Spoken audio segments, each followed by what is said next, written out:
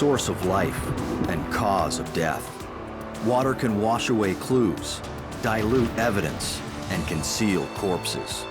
For investigators, water can be a cunning opponent. For criminals, a most accommodating ally. For the perfect crime, just add water.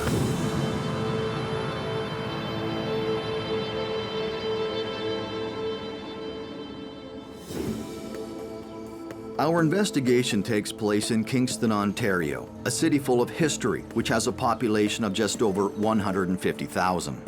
It was once a strategic location for the maritime navigation overlooking Lake Ontario at the confluence of the St. Lawrence River and the Rideau Canal. Sunday, August 10th, 1997. The Kingston police receive a report of the disappearance of a 48-year-old woman named Yuta Weber. She has not been seen since she left work at Walmart around 10 p.m. 3 days earlier. The following day, Brady Marks arrives at the Kingston police station. She is Yuta Weber's landlord and friend and has also come to report her missing. Detective Mike Campbell collects the statement from Mrs. Marks. Brady was concerned that Yuta's blinds had been pulled down and she couldn't see into her apartment. Brady has a bake shop at a converted garage at the back of her property, and she would look out and see Yuta regularly if she wasn't at work, where her Yuta's GMC Jimmy would be in the driveway if she was home. And she had not seen Yuta. Yuta and Brady communicated almost daily, and Yuta's vehicle wasn't in the driveway, and she usually mentioned to Brady if she was going to go anywhere or wouldn't be home, and that didn't happen, and it was unusual. Brady knocked on the door, and Jim Wall opened the door, and he had been sleeping on the couch, and he didn't know where Yuta was and was very evasive. And he didn't give any explanation where Yuta was, or when she left, or when she'd return. Jim Wall is Yuta's boyfriend and lives with her in the apartment.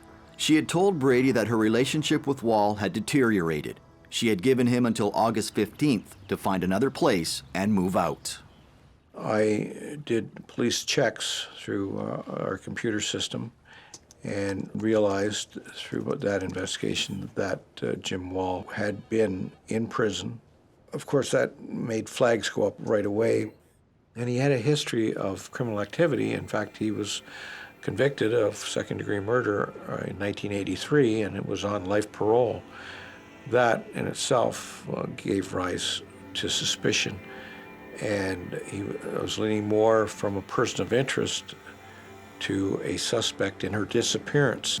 This information makes Mike Campbell suspect this missing person case might actually be a homicide. Kingston police asked the Ontario Provincial Police if they could combine their resources into a joint investigation. Pat Finnegan is an OPP detective assigned to the case. He was working at Walmart. He was also driving taxi cab. If you met him, you wouldn't look at him twice. He was a very unassuming character. He could be kind of goofy and lighthearted. You certainly would never look at the man as is usually the case. You know, you don't walk down the street and say, oh, that person's a murderer. I can tell just by looking at them. Detective Mike Campbell brings Jim Wall into the Kingston Police Headquarters for an interview. Jim was very evasive, didn't know where Yuta was. They had taken a statement from him. It was a fairly brief statement. He didn't have a lot to say. It focused around primarily what he did the night he came home from driving cab, and said that, you know, Yuta was home at that time and that he believed that she was sleeping in the bedroom. So he went in, and rather than wake her up, he decided to close all the blinds and go to sleep on the couch. So then Jim says, you know, he heard Yuta but didn't see her, so believes that she woke up mid-morning and left. And then he woke up around 1, thought he might have gone to his mother's, but wasn't sure. And then again, couldn't really account for the rest of his time for the next 24 hours. Detective Campbell interviews the owner of the taxi company where Jim Wall is a driver. He discovers that Wall did not report to work the day after Yuta Weber's disappearance. Jim was scheduled to work. The owner of the taxi that Jim was going to take the taxi over for, he called 25 minutes before and told the taxi owner that he couldn't work that night. And he didn't give any explanation, something had come up. Another person of interest for investigators is Yuta Weber's ex-husband. They had been separated for several years. Dieter Heidebrecht was Yuta's ex-husband. They were separated but not formally divorced. And when we looked into it, it wasn't as most marriages that separate are. There's some unhappiness there that causes the separation. And of course, we wanted to look at that. Her ex-husband is not in Canada, but traveling in Germany. Investigators have to wait for his return to question him. Detective Campbell continues his investigation by questioning the management and staff from Walmart who worked with Yuta the evening she went missing. She never booked off sick. She was always to work on time and was well known by the employees. And it was very unusual for her not to show up for work. There were employees that had actually seen Yuta walk to her car, get in her car, and drive out the exit of the Walmart parking lot and turn left towards the city limits as if she was going to go drive into the city. And that was the last that was seen of Yuta. She didn't leave Walmart till after 10 o'clock on the 7th of August. She would have gotten home if she went directly home by 10:30.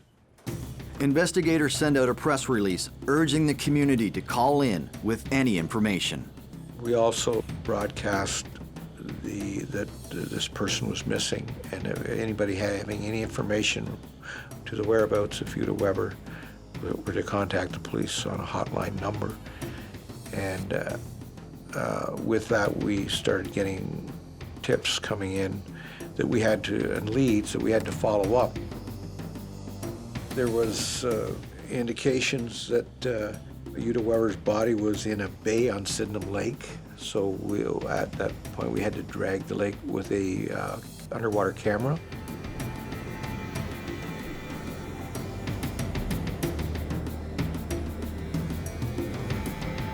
Meanwhile, police look for Yuta's vehicle, which has disappeared with her.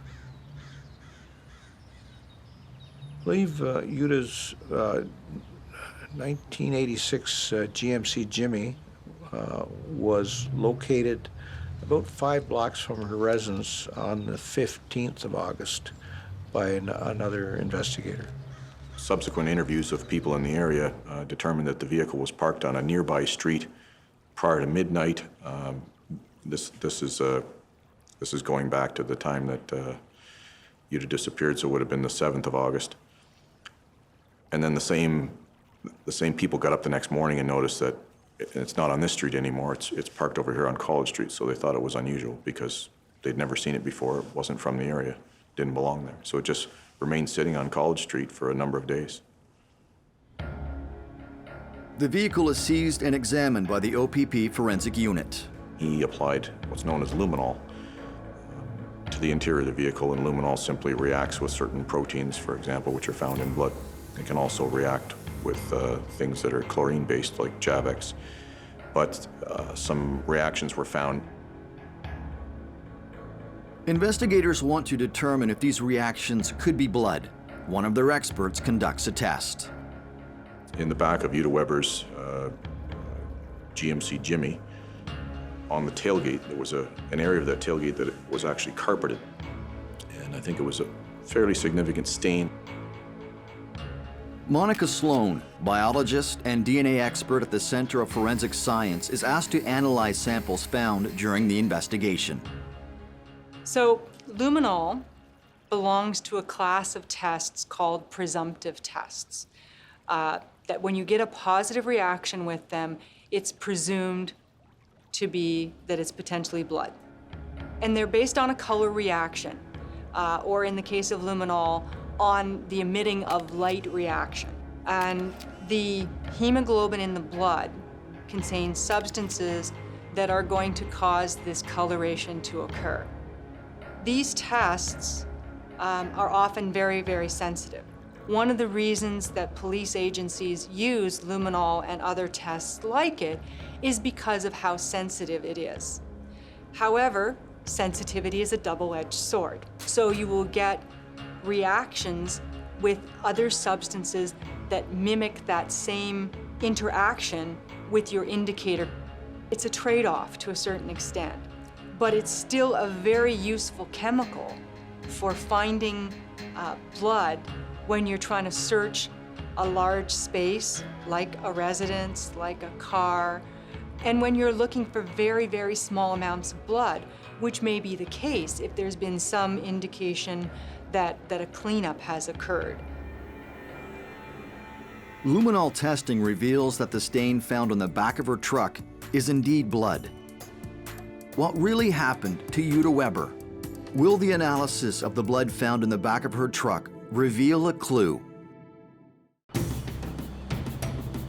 At 10 p.m. on August 7, 1997, in Kingston, Ontario, Yuta Weber leaves her job at Walmart. Nobody has seen her since. Her truck is found 1 week after her disappearance. A large stain in the back of her vehicle is found that might be human blood. 2 weeks after her disappearance, investigators obtain a search warrant to conduct a thorough search of the apartment where she lives. The OPP forensic team inspects the apartment. One member of the team looks for traces of blood. He sprayed luminol throughout the apartment and he found reactions in the kitchen and bathroom. So he had positive reactions, which would lead him to believe that there had been blood there that had been cleaned up. So samples of that were taken. In fact, pieces of the kitchen floor were cut up and sent into the Center of Forensic Sciences. Once identification was satisfied, the evidence would not be spoiled by me continuing my investigation by searching the premises itself. I went in and searched for belongings, for suitcases, for clothing that may not be there, anything that would show that Yuta may have packed up and left. I had Brady Marks come into the apartment with me, and she couldn't find nothing missing. Everything was in place, her wallet, her purse, all her belongings. Nothing was missing. The forensic team gathers a variety of samples to be sent for analysis. There was numerous things that were sent away. A vacuum was sent away. The computer I seized the computer and subsequently had it sent to Ottawa to the RCMP to check the hard drive for anything that may have been wiped out or taken. I seized hairbrushes for possible DNA of Yuta Weber. At that point, we needed a comparison if we did find the blood. Investigators send the samples they collected to Monica Sloan, DNA expert at the Center of Forensic Science. The first items that were submitted in the case was a tailgate liner from the tailgate of a GMC Jimmy vehicle, which was said to be Ms. Weber's vehicle. But on this piece of molded plastic and carpeting were several visible blood stains, as well as within the pile of the carpet were several flakes of blood that were found.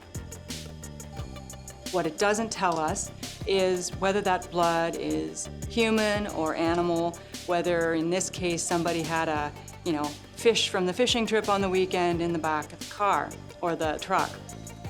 The DNA profile tells Monica Sloan that the blood found on the carpet is human female blood. And that's about the only physical trait I can tell about a person from the kind of DNA profile that forensic scientists typically generate, is whether it comes from a male or female. After that, it tells me nothing about you in terms of how tall you are, what color your eyes are, or whether you have any propensity for any particular disease.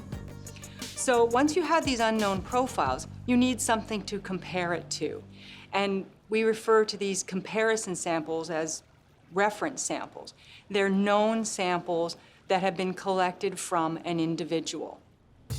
They go through exactly the same process as the unknown samples do, and a DNA profile is developed in exactly the same way. And then it's a matter of comparing the two samples to see whether at each of the DNA locations, the DNA profile from the reference sample matches at all of the DNA locations from the unknown sample. In this particular case, there was a bit of a problem. The person of interest, Ms. Weber, was nowhere to be found. So we have a sort of hierarchy of samples that we like to use. First of all, obviously, a direct sample from the person. And the next sample is basically a personal use sample. So taking a sample from something that that person and only that person would use on a regular basis. And that's what was done in this particular case, was to use a toothbrush from Ms. Weber's house. DNA found on Yuta Weber's toothbrush and on blood at the rear of the vehicle are similar. But investigators are looking for a way to verify their discovery. The next step in terms of kinds of samples we can use are familial samples. So, for example, using the parents of a person who is thought potentially to be the source of the unknown profile, or to use a child and the other parent in a particular family trio to sort of try and work back the profile of the person of interest. So anybody in the maternal line has the same mitochondrial DNA profile. So a mother, all of her children, her mother will all share the same mitochondrial DNA profile. So if you're trying to do that kind of analysis, then you want somebody in that line. The police know that Mr. Heidebrecht is Weber's second husband. However, she has a daughter from her first marriage who lives in Germany. I contacted Yuta's daughter, Satu Mutanen, who lived in Germany, and advised her that her mother was missing, and I would need a sample of her DNA from herself and her father. Mr. Heidebrecht returns from Germany and is still a suspect in the Weber case. He provides DNA samples that will be used to determine if he was involved in his ex-wife's disappearance. I interviewed Dieter, and he readily had told me about their relationship and how it ended, and was very cooperative, and a short time later supplied all the information I had requested of him to prove that he was, cooperate that he was actually out of the country and in Germany when Yuta went missing. Heidebrecht is eliminated as a suspect in the disappearance of his ex-wife. The analysis of the computer seized from Yuta Weber's apartment reveals another track. When I received the analysis back from the computer, it was found that there had been a letter typed up by Yuta Weber to a friend in Germany, and in that letter, the contents of that letter, she spoke of Jim Wall was stealing money from her and that she wanted to be rid of him, and they were breaking up, and she didn't trust him. Jim Wall becomes the prime suspect. The OPP put him under 24-hour surveillance. Well, the very first thing we did was assign a full-time surveillance team to observe Jim Wall, follow him around and see where he went and who he met with and what he was up to. And that did yield some interesting information for us. And he met up with a fellow that we identified later on as Donald Gaisley, who he spent a lot of time with. They went to they belonged to a ball team, and they played ball together. And as we did surveillance on both Wall and Gaisley, they seemed to be doing a lot of talking and whispering and sitting, talking where no one else was around. Once I realized who Donald Gaisley was and his criminal background and activities, it even gave rise to more suspicion. Donald Gaisley is well known to the Kingston police. Donald Gaisley is a career criminal. He was a convicted sexual offender under investigation himself for sexual interference with young children. Another detective in my department, and actually my section, was about to arrest Donald Gaisley when he disappeared, and he was nowhere to be found. Surveillance of Jim Wall continues and reveals that he's begun a relationship with another woman. Through our investigation, we found out that there was a woman by the name of Deborah Brooks that was in the hospital. She had admitted herself for a breakdown. And Jim Wall, being a taxi driver, had picked her up to take her to her residence and chatted her up. And he knew her estranged husband, who was also a taxi driver. And they had been at a dance or a party together, and he had danced with Deborah Brooks at one point. And once he found out from the estranged husband that she was in the hospital, he went to visit her and started bringing her cigarettes and starting a relationship with her in the hospital. The officers noticed that Jim Wall and Deborah Brooks seem to have become very close, despite the short time that they have known each other since Yuta went missing. They monitor all of Wall's activities in search of other evidence. We followed him to a jewelry store. After he'd left, we went into the jewelry store and talked to the jeweler. Investigators find that Jim Wall picked up a ring that the jeweler had resized. At this point, police do not know if this information is relevant to their investigation. Deborah Brooks clarifies the situation. It was about 1 o'clock in the morning when I received a phone call at home, and I came into work, and I interviewed her till about 7 o'clock in the morning. He began to tell her about his past, and included in that was the fact that he had served time for a murder. At one point, he has her down on the floor, and he straddles across her shoulders and has her pinned to the floor, and he's acting out how this other young man was murdered, which she found very disturbing. And at that time, the relationship became somewhat strained. She decided this wasn't somebody she really wanted to be in a relationship with. Deborah Brooks tells Detective Campbell that Jim Wall had given her a ring. Jim wanted the ring back.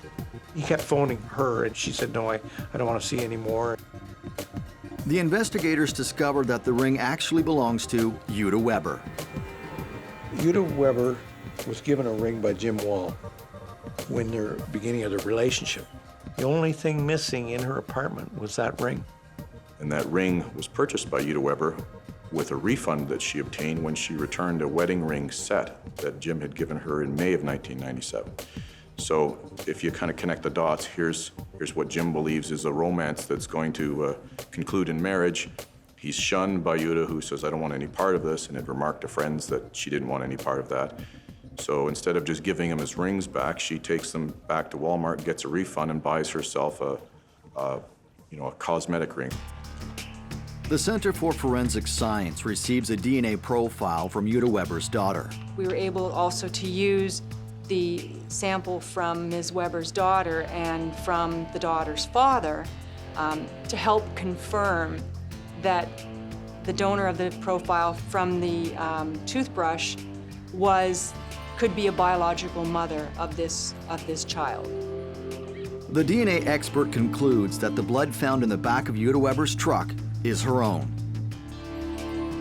And the quantity was so much that it could not be, it would be unlikely that that person would survive. But investigators still have no body and no other leads. Eventually, there was a period of time where we had done everything that we felt we could do. We weren't getting anywhere, and we knew that without a body, it was going to be tough to lay a charge. And we'd also speculated that one day Donald Gaisley, who appeared to be Jim Wall's best friend, and we suspected right from the get-go that he was involved, and he didn't have a very good track record for staying out of trouble. So we knew that he'd get in trouble eventually. In fact, Mike Campbell and I had talked about that. He's going to get himself in a jackpot, and then he's going to come looking for a deal. Will the intuitions of Detective Finnegan become reality, or will the disappearance of Uta Weber remain a mystery forever? Uta Weber mysteriously disappeared one night in Kingston, Ontario. Evidence leads investigators to believe they are dealing with a murder, although they do not have a body. Uta Weber's boyfriend, Jim Wall, is the prime suspect. The police closely monitor him, but do not have conclusive evidence to arrest him. After 18 months of work, investigators face an impasse and the case becomes dormant. Uta Weber's disappearance remains a mystery. Well, it's almost 2 years later, and Mike gave me a call and said, "You're not going to believe this, but I just got a call from a lawyer by the name of Stephen Zapp, and he's representing Don Gaisley." The Kingston police had recently charged Don Gaisley and had a warrant for his arrest for a number of sexual assault charges. And so Don Gaisley was on the run, and the police were looking for him. So Gaisley knew this, and through his lawyer, he was trying to cut a deal with Mike Campbell, saying, "Look, I want to make sure I get bail on these charges. In exchange, I'll give you information about Jim Wall and Uta Weber."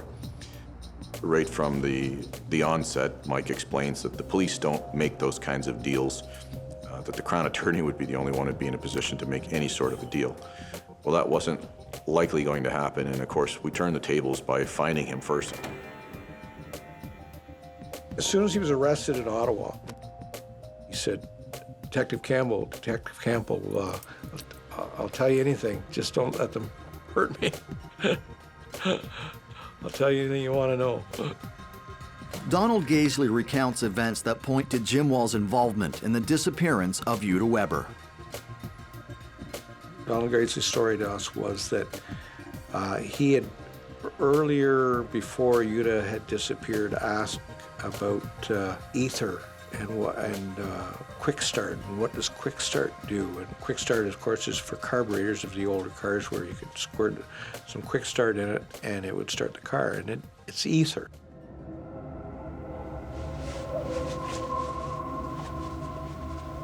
Donald Gaisley had told him that ether could render someone unconscious if put over their nose and mouth for a very short time. He also said that Jim Wall had disposed of the quick start that he had used on Uta in a dumpster just across the parking lot. So we were only relying on what he said, that he had rendered Uta unconscious and killed her. He didn't know how he killed her, and then he cut her up in the bathtub. We don't have any direct evidence of how her body was dismembered. We have Don Gaisley saying he cut her up in the bathtub and then put her in garbage bags. I would have expected that bathtub to have been a mess, regardless of how well he cleaned it.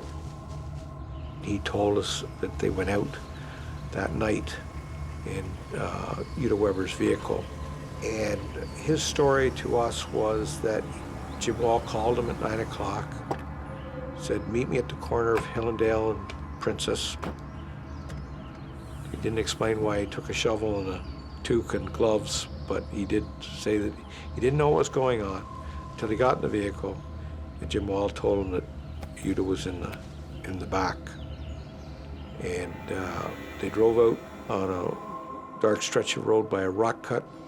He stopped the vehicle. Gaisley realized that there was garbage bags in the back, and that Uta Weber had been cut up and dismembered and put into garbage bags.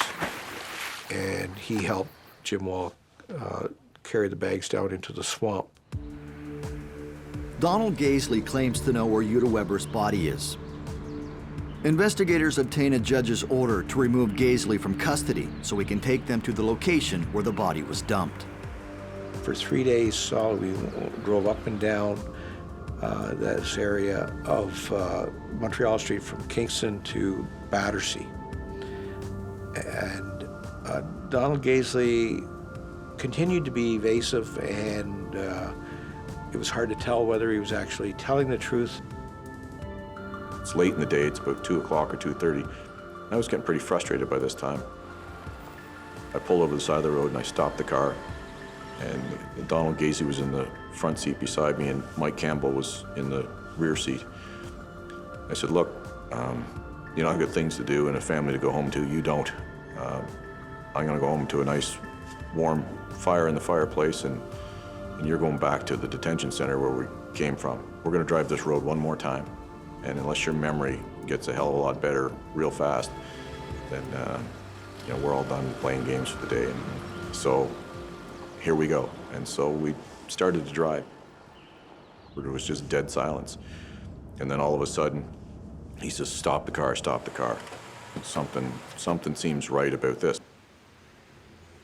And there was I don't want to call it a driveway, but a place that you could back a car into, and there was a steel gate there. And why, I don't know, because all it did was lead you into a bunch of cedars and rocks and then into a huge swamp. We let him walk by himself, and we sort of walked over and around the fallen trees and branches from the 1998 ice storm. Donald did not do that. He walked straight in a straight line down towards the swamp, over broken branches and tree limbs and debris. And Donald went right straight over top of them, and when he got to a certain point, he said, Detective Campbell, Detective Finnegan, I found something. I think it's a garbage bag underneath all the bushes. So we kind of moved the dirt and the earth from around that, and it's a garbage bag, and it's been ripped open by animals, so you could kind of lift it and see inside it, and it didn't appear to have much in it other than a bit of a yellowish substance, looked like old dried up porridge actually, which I now know was adipocere, which is a form of decomposed flesh, or a state of decomposed flesh. So while we're looking at that, Mike Campbell calls out, Pat, I think you need to come over here. So we walked over to where he was, and he points to the ground, and they're just sitting right on the edge of the swamp is a skull, a perfectly intact skull. And Gaisley comes in behind me, and he sees this, and then he immediately just kind of drops to his knees, and he starts to sob, and he says, oh, that bastard, he had no right to involve me in this. To this day, I'm suspicious about how much of that was acting class and how much of it was sincere, because I really don't think that he has a conscience. In my mind, it was just part of an act to distance himself as much as he could from that very horrific act of actually participating in transporting her remains to that location. Does the skull actually belong to Uta Weber? Will the garbage bag reveal evidence to prove Jim Wall murdered her? More than 2 years after Uta Weber's disappearance, the police receive a call from Donald Gaisley saying he knows where her remains are. Donald Gaisley is a criminal well known to police. He is hoping to have a prison sentence against him reduced in exchange for information about Weber.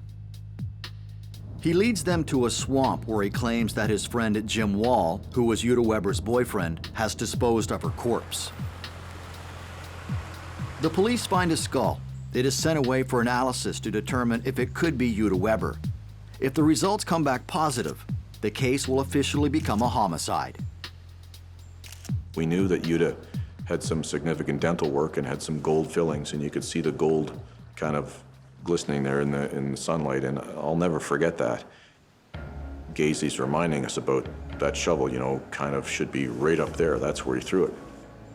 We thought, well, let's take a look while we're here. So we climb up the edge of this rock cut, the three of us, and we start walking step over a fence and walk into a field, and there it is, 2 feet in front of us, laying there, the shovel that the grass has grown over and you know, the sun is beating on, and it looks like a shovel that's been laying there for 2 years. So we didn't touch anything at that point. We just went back. We made the calls. We needed somebody in uniform to come and transport Gaisley, take him back to jail, and then we brought the forensics out and did as much of an examination as we could over the next 2 days. So we found 2 other rib bones during that initial search. You know, the garbage bag, the skull, of course, was really all we needed at that point. The skull was turned over to identification unit, and it was subsequently sent to the Center of Forensic Sciences for testing. At that point, I found out who Uta Weber's dentist was, and I got dental records from the dentist, and they were sent off to the center and compared with the teeth in the skull. The discovery of the skull is the first breakthrough in nearly 3 years. Investigators hope that the bones will yield further evidence. We need someone professionally to tell us what would have happened to the body. If there was bones, what and that's when we enlisted the assistance of the anthropologist, Kathy Gruspier from Toronto. Kathy Gruspier is a forensic anthropologist who works for the Center of Forensic Science in Toronto. Forensic anthropologists are concerned with the study of human remains, non-visually identifiable human remains. That usually people assume that we look at skeletal remains. So our forte is determining information that otherwise wouldn't be known from human skeletal remains. Such things as group biology, age, sex, race, stature of someone once the tissue's gone. This is quite early on in the history of forensic anthropology in Ontario, 2000, believe it or not. So in 2000, the police themselves were starting to take a closer look at what a forensic anthropologist could offer to them at the scene. And I think they were looking to me to identify the bones at the scene for them, because we're in an environment where there could be a lot of animal bones as well. Unfortunately, the investigators need to wait until after the spring thaw to continue their search of the swamp. So it's very difficult to leave what you know is a crime scene with no way to secure it and to leave it unattended for several months and just let nature do its thing. But in this particular case, we didn't have a choice. The Center of Forensic Science confirms that Uta Weber's dental records match the skull. Investigators finally have enough evidence to arrest their prime suspect. Arrested Jim Wall on the 13th of January, 2000 at 5 o'clock in the afternoon. And we walked up to the car and opened the driver's door and asked him to get out. And we said, "Jim Wall, you're under arrest for the first-degree murder of Uta Weber." Investigators asked Kathy Gruspier to analyze the skull and rib fragments to ensure that all the samples are from the same person. I just did an anthropological analysis determining her age as best as I could with what I had, her race, and her sex. Most normally with a skeleton, I'll find a range of trauma, which will consist of, as I said before, ante-mortem, what we call before-death trauma or disease. And we can tell that that happened before the person died because there's signs of healing. Then there's also, particularly with skeletons that have been in the outdoor environment, post-mortem damage from animals. This is quite a common occurrence. Investigators now have a skull and rib fragments that belong to Uta Weber, but they still don't know how she died. Will the waters of the swamp reveal any clues to her cause of death? 2 years after Uta Weber was reported missing, investigators have a positive identification of her remains. They eagerly await the spring thaw to continue their investigation of the swamp where her skull was found. Uta Weber's boyfriend, Jim Wall, has been arrested and charged with her murder.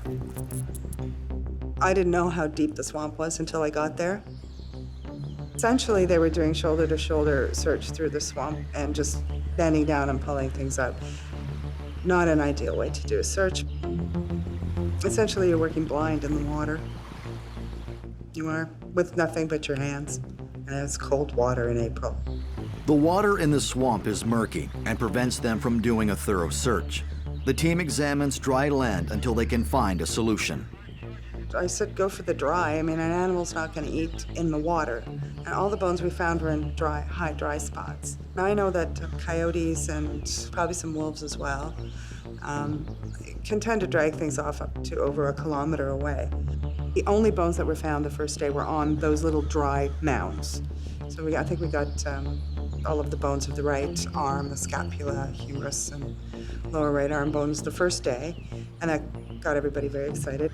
We realized, though, that we had to find some way of dealing with getting rid of the water, because you can't do a search. You can't see through, putting your hands in is just churning things up. The search has been ongoing for 2 days. To ensure they don't leave any evidence behind, investigators decide to remove a beaver dam to drain the murky waters of the swamp. So we did a final search, and I walked out into the swamp and went on the first hillock and found the proximal right femur, which had 4 cut marks in it. After 3 days, the search of the swamp is complete. Kathy Gruspier must now analyze the bones that were found. We had skull, and we had 2 fragmentary ribs, the right shoulder blade, the right upper arm bone, the right lower 2 arm bones, the left shoulder blade, and just the top end of the right thigh bone. All of the bones showed some evidence of carnivore scavenging, I'd call it. And I think that it was a small carnivore, so we weren't really dealing with coyote. Could have been a farmer's dog, but you can usually see the tooth punctures from the canine teeth of these animals, and they were smaller, so I think I suggested something like a fox, perhaps. The fragment of the right femur shows signs of dismemberment and fracture. When I do these dismemberment analyses, I do measurements and casts and look under the microscope, characterize what I can see, and from characterizing these cuts, I could tell that they were caused, number one, by a saw as opposed to a straight blade. The type of cuts and the repositioning of the saw on the saw face, the cut face, told me that it was a handheld saw. The false start kerfs I measured at 1.1 millimeter, so that means that the blade was thinner than that, but most saw blades are. And there was some bendings, which suggested to me that perhaps it was a bit of a flimsy blade. I gave a couple of examples of what types of saw could have a thin blade like that and be somewhat flexible, and I suggested that something like a hacksaw, but I could not say for sure that it was a hacksaw. We didn't have a cause of death, as you know. However, the one piece of bone that we had that was dismembered and had cut marks directly through it was from the top of the thigh. I'm not a pathologist, so I can't say the cause of death in this case, but if you cut someone's leg off through their thigh, the femoral artery is cut and they couldn't survive. We can't say whether she was alive or whether she was dead at the time that cut was made. The femur is in poor condition, so it is sent to the United States for mitochondrial DNA analysis. It is important for the investigators to confirm the femur also belongs to Uta Weber, because the saw marks found on it will prove she was dismembered. Defense counsel at the time were going to refuse to accept, as an agreed statement of fact that femur belonged to Uta Weber. Yeah, okay, you've got her skull. We're going to have to live with the dental X-rays, but who's to say that's not from someone else's body? And that was the game that they were playing. The fact that we had no direct evidence linking Jim Wall to the actual murder, they tried to form a different scenario to the jury, that it was Donald Gaisley that actually committed the murder and Jim Wall was an innocent bystander that just sort of helped out. And it was Donald Gaisley that could have come to Uta's apartment and murdered her that night. Because Jim was his friend, he helped him out. Jim Wall never said a word through the whole 6-week trial. So not once in my life have I ever heard that man say, I didn't do it. I didn't kill Uta Weber. The trial ended when the jury came back and returned a verdict of guilty for first-degree murder of Uta Weber, and Jim was sentenced to life in prison with no possibility of parole for 25 years. Jim Wall is put in prison for the brutal murder of Uta Weber. He takes with him the secrets of what really happened on the night of August 7th, 1997. The stagnant waters of the swamp could have been the perfect accomplice to a murderer. But the animals that live in the area and the persistent investigators force the water to reveal its deepest secrets.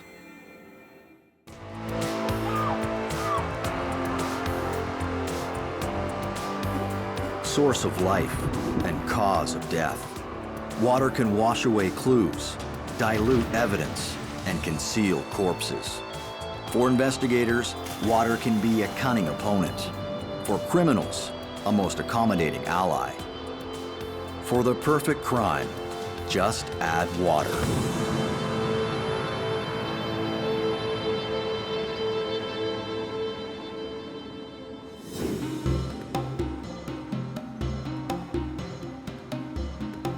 Brandon is the second largest city in Manitoba. It is located a little less than 3 hours drive from Winnipeg to the west on the Trans-Canada Highway. Despite its size, it has a small-town farming mentality. Everyone knows each other and news travels fast. The climate is very hot in the summer and very cold in the winter, but it's almost always dry and windy. There are few murders in Brandon, sometimes less than one per year. Usually, it's a knife fight gone bad. This is why the circumstances around Aaron Chorney's murder had such a deep impact on the community. Water plays a key role, which will seal the fate of her murderer. April 27th, 2002. Debbie Chorney goes to the Brandon Police Station to report the disappearance of her 18-year-old daughter, Erin.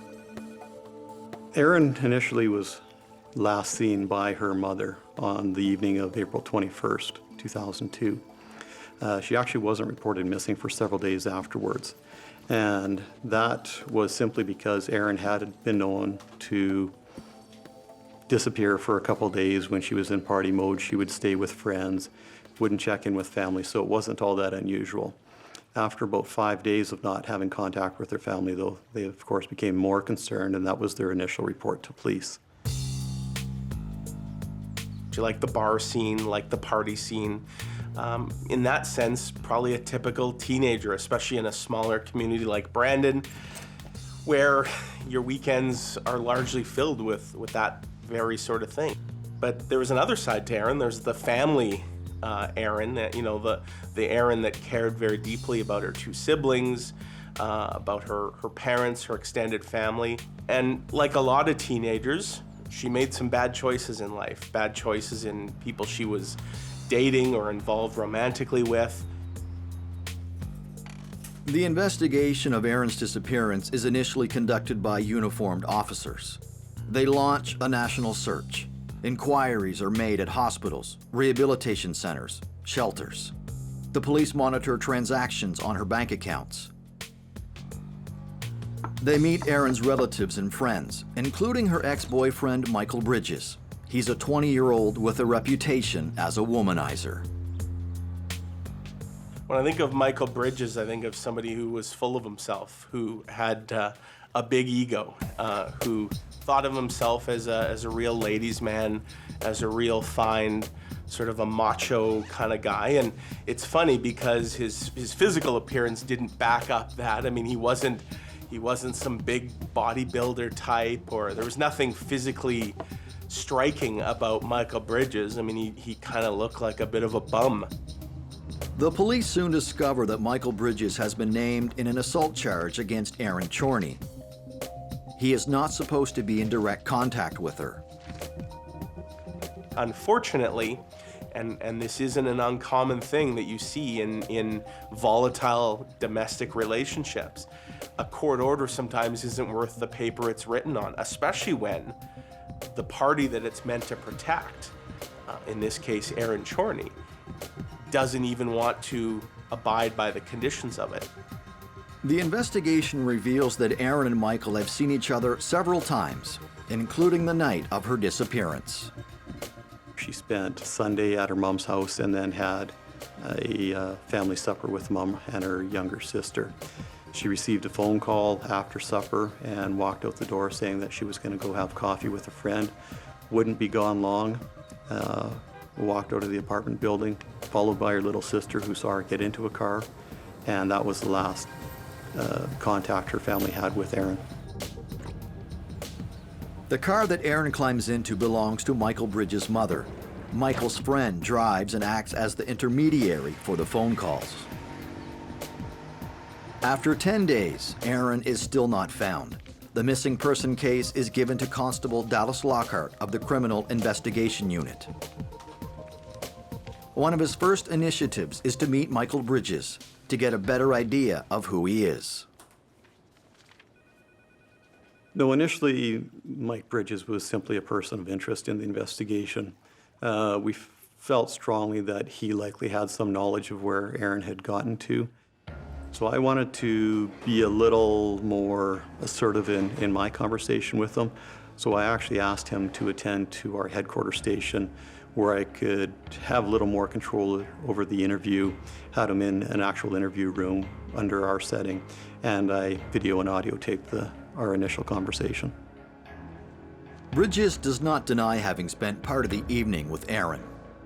He gave us a very peaceful, almost romantic narrative as to what happened at his home. And after that, he indicated that she said she was walking to a friend's place and walked out of his family home, never to be heard or seen again. Although Lockhart is aware that Aaron charged Bridges with assault, he decides not to question him about it. The assault charge, interestingly enough, was resolved very quickly. The week that Aaron went missing, Mike actually had a court appearance where he pled guilty to the assault charge and was sentenced to probation. It was certainly something that I kept in the forefront of my mind, knowing that there was violence involved in the relationship. I wanted to move forward in the investigation and not dwell a lot on what had happened in the past. Bridges' initial reaction to me when I met with him was actually fairly convincing. I asked him very early in the interview a very point-blank question as to whether he had any knowledge or involvement in Aaron's disappearance. And if you look at the written down answers to kind of the script, it reads back very well. But when we looked at the video aspect of it, it would be what we called a very weak denial. The body language and the words didn't marry up. Lockhart sends the video recording of Bridges' interview to an analyst at the RCMP D Division, their serious crime unit. The report confirms Lockhart's intuitions about Bridges' behavior. Even though he didn't say anything about killing her or having any involvement, the police do say that he tipped his hand through his body language. He slipped a few times and spoke of Aaron in the past tense, which they say somebody who didn't have direct knowledge that she was already dead would not have done. I mean, somebody you care about goes missing and you think she's still alive, you wouldn't be talking about her in the past tense, and he did. Michael Bridges' Freudian slip sparks Lockhart's suspicion. Does Bridges know more than he is admitting? Dallas Lockhart contacts Bridges again to ask him to come in for the polygraph test. But Bridges declines. He claims that his lawyer advised him not to cooperate. This is the end of the cooperative attitude from Michael Bridges.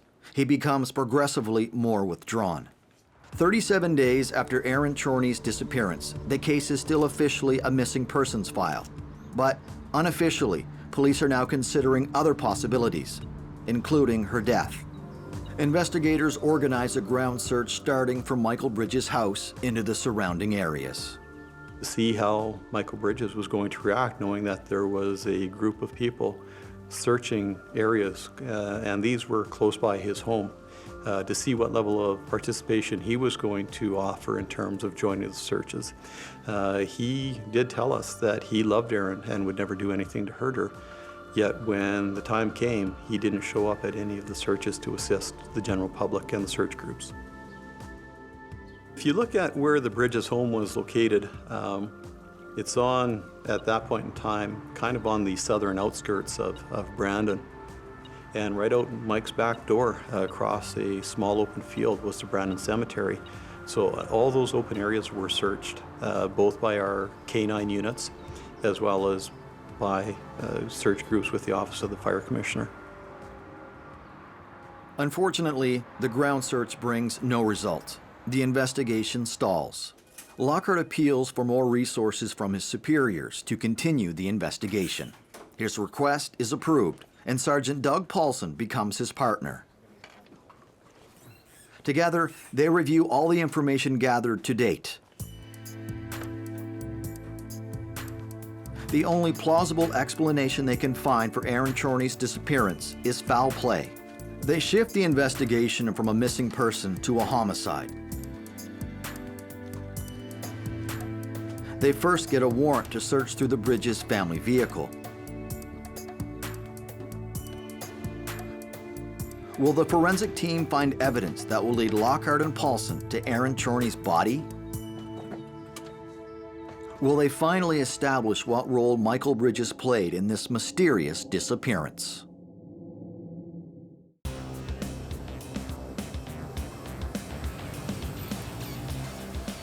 On the night of April 21st, 2002, 18-year-old Aaron Chorney goes missing after a visit with her ex-boyfriend, Michael Bridges, in Brandon, Manitoba. Bridges remains the prime suspect, but without a crime scene or the body of the victim, the police cannot make any accusations or arrest. Aaron Chorney's family do not give up hope of finding Aaron alive. They attempt to maintain interest in her case through the media. Investigators Lockhart and Paulson decide on a new strategy for gathering evidence.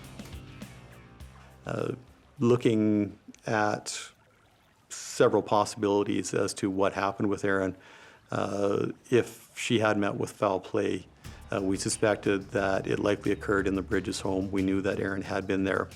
And the most likely scenario that we came up with at that point in time was that Mike used the family vehicle to transport the body. Given those reasons, combined with a lot of other factors from the investigation, led us to execute a search warrant on the family vehicle. A covert search is carried out on the Bridges car. It is stolen and delivered to the forensic garage of the Brandon Police.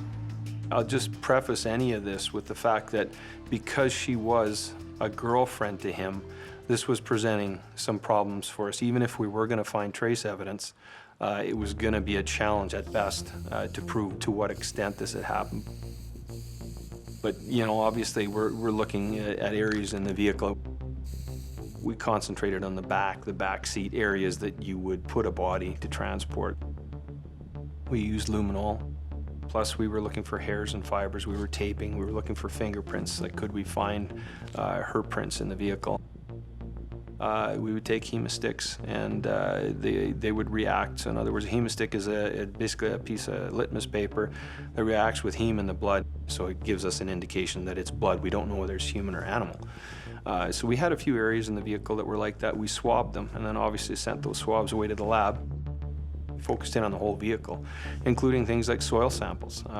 If we found a burial site, that we would be able to link that back up, a similar type of soil, to get us back to where we were. Meanwhile, the Bridges family reports the theft of their car to the police. Once the forensic inspection is complete, the car is supposedly found and returned to its owners, who don't suspect a thing. The results of the blood analysis come back inconclusive. If Aaron's body has been transported in the car, there are no traces remaining. Just in this particular case, it just matched to nothing. They were red herrings, if you will. So you were coming up with a hit, and it can react to copper as well, or cleaning solutions. So it may well have been something like that. The obvious next step for Constable Lockhart and his team is a covert search of Michael Bridges' home. This opportunity arises in mid-July 2002.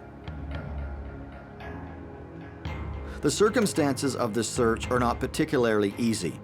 After remaining closed for several days under the scorching sun, the house is as hot as an oven. It exudes a soiled stench of cat litter. The police suffer from the heat. Another difficulty is that they must erase all traces of their presence. The team of technicians takes dozens of photographs of the house in order to put everything back in its place after the search. We had areas in particular in the living room we got quite excited about when we first started examining that. It was a hide-a-bed, and there was actually a stain on the hide-a-bed that would coordinate with where someone may have been hit in the head and would have been lying approximately. You know, we're like, okay, this has got to be it, right? So we then examined areas in the bathroom again. We got minute hits in the bathroom. We found evidence of her being in the house, right? We found her ID that was hidden in a VCR case. We found a chain and we found bobby pins and stuff like that. But was that enough for evidence of foul play? Well, obviously not. The VHS tape box containing some of Aaron Chorney's personal effects intrigues Lockhart. Could this be some kind of trophy or souvenir?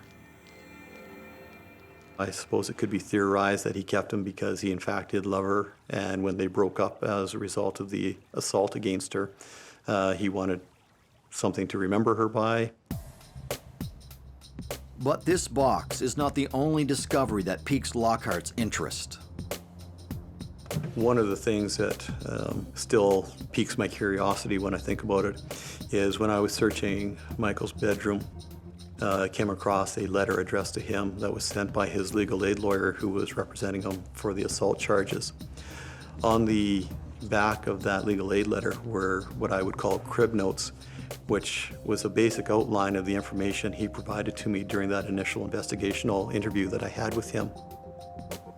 These notes raise some important questions for Dallas Lockhart. Were the notes written by Bridges in preparation for the interview with Lockhart?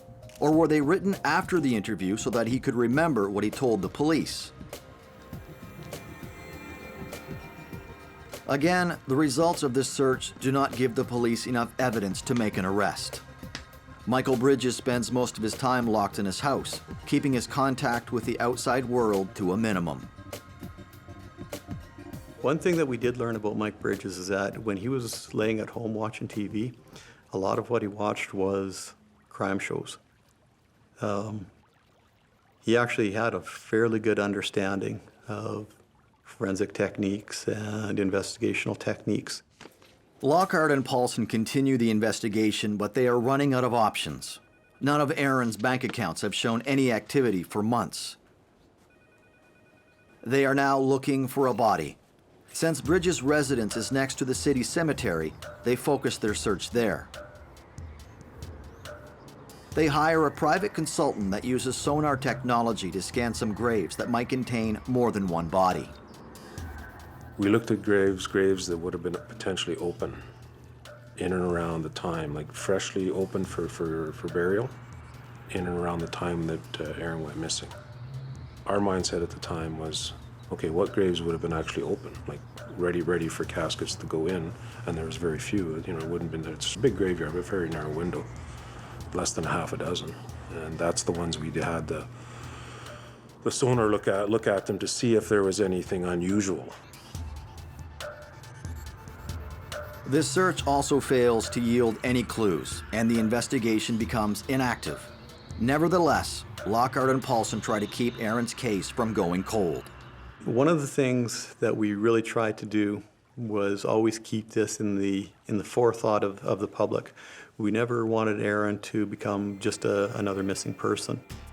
Several months later, an unexpected and intriguing turn of events revives the interest in the Aaron Chorney case. We did receive, I believe it was 4 letters in total, beginning in the fall of 2002 related to this investigation. I believe there was one left in a public area which was subsequently turned over to us, and one was addressed to the Chorney family which was delivered to us, and then 2 more were mailed. And these letters were of quite a concern to us because they contained language which suggested that either the writer was involved or the writer was a close friend or associate or well known to a person who was involved. Well, aside from the obvious of reading and looking at the content of the letters, we also subjected every letter to forensic examination. So we had the paper checked for any fingerprints that were on it. We had the lick strip on the envelope and even on the stamp checked to see if there was any DNA evidence on those.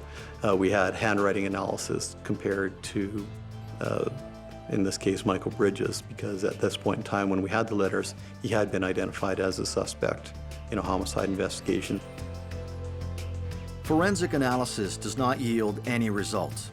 Even the language used in the letters is both confusing and cryptic and does not draw a clear conclusion. There was reference to perhaps Aaron being buried somewhere, talk of water, that sort of thing. Then Lockhart and Paulson devise a plan to move the investigation forward. Sergeant Paulson and I discussed the possibility of using an undercover operation in this investigation. And we discussed the pros and cons of using this type of operation, how it would fit into this investigation. It will take several months of preparations for the undercover operation to be in place. Considerable resources, worthy of a Hollywood production, are organized. Will it be enough to convince Michael Bridges to reveal the role he may have played in Aaron Chorney's disappearance?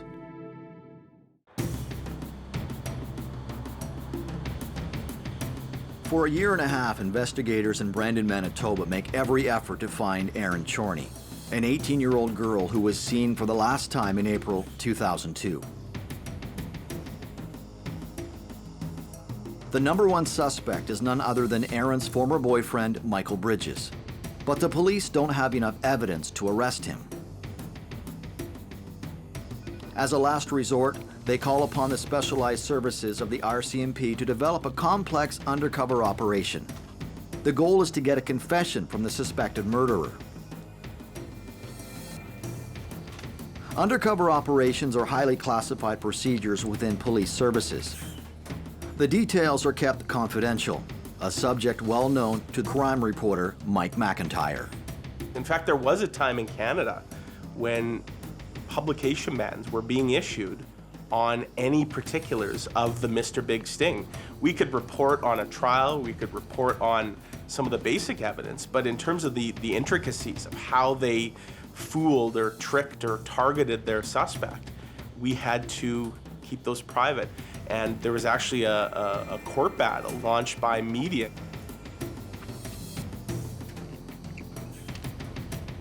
And the Supreme Court, I think rightfully so, said, look, there's got to be some accountability here. There's got to be some transparency. The undercover operation begins with very thorough research about their target, Michael Bridges.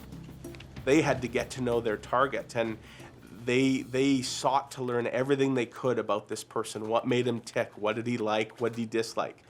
And they used that knowledge to actually form the basis. The first approach is such a pivotal part of this investigation. I mean, if you mess that up, then the stage is set for potential disaster. So you've got to, right from the get-go, get him on that hook. To draw Michael Bridges into the operation, police send a canvasser to knock on his door. She tells him that if he takes a short survey for a radio station, all participants are automatically entered into a draw for a prize. In this case, a trip to attend a Calgary Flames hockey game. Well, of course, the police knew that Michael Bridges was a big hockey fan, specifically a Calgary Flames fan. And that got him interested, the couple minutes it took to answer these few questions, and they had it all done professionally. They had official letterhead. They had a website that they had set up, thinking that if he is suspicious in the least and does any kind of checking on this, that he'll actually find that this is a legitimate company and a legitimate survey. The police believe that the success of an undercover operation is its secrecy. It is essential that the suspect does not have any suspicions. Mike McIntyre noted that the ultimate irony in the case of Michael Bridges is that he had been warned. Greg Brodsky, Michael Bridges' lawyer, had warned Bridges months before the Mr. Big started that they might try a Mr. Big sting operation on him, and he ought to be careful.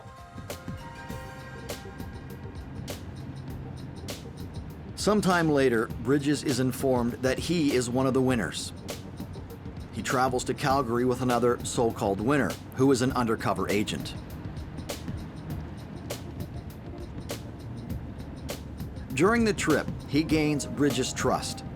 The agent reveals to Bridges that he is part of a gang and that Mr. Big is interested in meeting him. Every encounter with Bridges is recorded and filmed. Behind the scenes, Lockhart and Paulson work closely with the undercover team and a prosecutor to help research and guide the scenario for this operation as it unfolds. They actually brought a Crown attorney into the investigation from the beginning to oversee all of the steps they were taking to make it sort of court-proof, if you will. So you had a veteran prosecutor who was seeing exactly how this was playing out. And obviously, if there were any missteps along the way that could be problematic, they would be raised. The months go by, and finally, the undercover agent tells Michael Bridges that if he wants to be part of the gang, he must tell the truth about any of his illegal activities. A situation for which the prosecutor had prepared the operators. And that prosecutor was hammering home to police during the sting operation. Do not make him think that he's got to confess to anything that he didn't do. Do not give him the impression that we just want to hear sort of a fishtail from him. Make it clear, and they did repeatedly, make it clear that they don't care what he's done in his life. If he's done nothing, that's fine. But if he's committed some kind of crime or crimes, you got to be truthful with us. All we want is the truth. We don't want exaggeration. The first confession occurs at the beginning of 2004, during a road trip between Winnipeg to Brandon. He admitted that he ultimately was responsible for killing Aaron. He painted himself almost as a victim of sorts, that Aaron had been the one that flew into a rage that night. Bridges also reveals that he has buried the body in the same cemetery that investigators had searched previously. After Mike's first confession, we conducted a probe at the Brandon Cemetery because he did reveal during that confession that he had concealed Aaron's body in an existing grave. One of the things that we then had to do was identify that specific grave and obtain judicial authority to actually conduct the probe. Using sonar, investigators could not find any sign of the body because Bridges had used an older grave than the ones they examined. Lockhart and Paulson obtained a warrant to probe the grave identified by Bridges. They hoped to find some evidence that would validate his confession. Will the probe of the grave provide the police with the evidence they need, or will it prove that Bridges lied once again?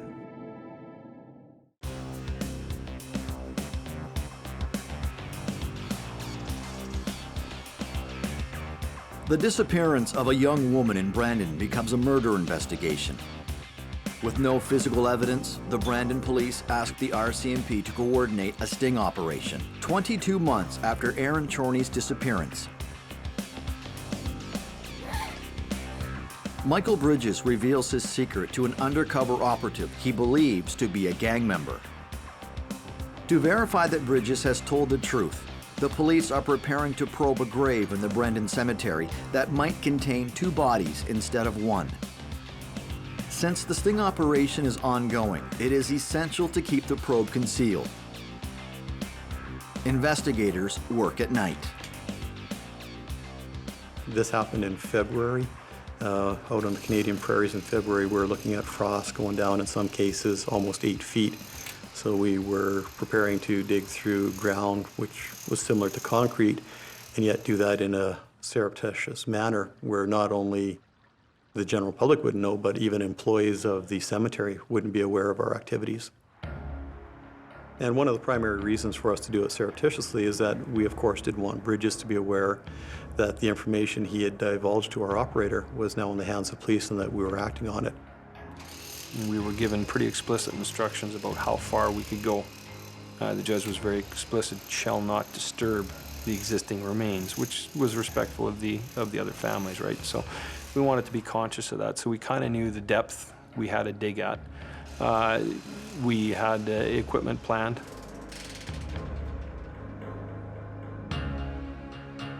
After several hours and 3 attempts, the police find a piece of light-colored fabric. The cloth matches the description of the sheet that Bridges used to wrap Aaron's body. With this discovery, the police hope to obtain a warrant to exhume the grave the following day. Bruce Klassen and his team need to reset the gravesite before they leave. They can't risk this discovery going public.